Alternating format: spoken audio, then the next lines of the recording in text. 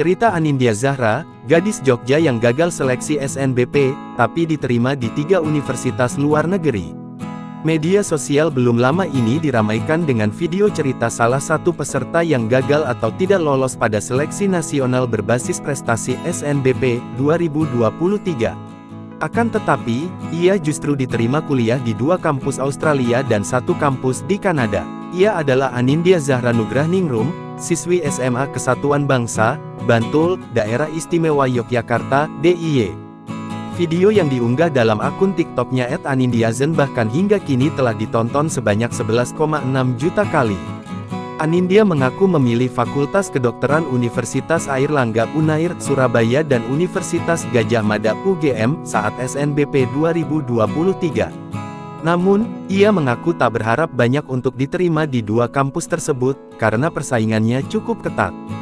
Karenanya, ia tidak terlarut dalam kesedihan ketika dinyatakan gagal lolos SNBP 2023. Selain itu, ia juga telah mengantongi 2 tiket di kampus Australia.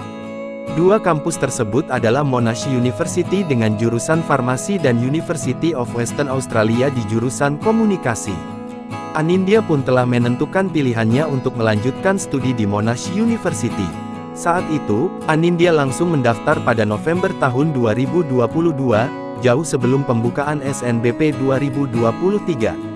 Tak seperti SNBP, pendaftaran kuliah di Australia menurutnya lebih sederhana dan ringkas. Dalam proses pendaftaran, ia hanya melampirkan nilai rapor dan hasil tes International English Language Testing System (IELTS). Menurutnya, skor IELTS ini menjadi salah satu pertimbangan penting bagi kampus untuk menerima calon mahasiswa.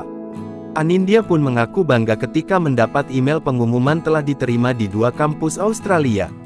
Tak hanya itu, ia juga dinyatakan diterima di University of Toronto.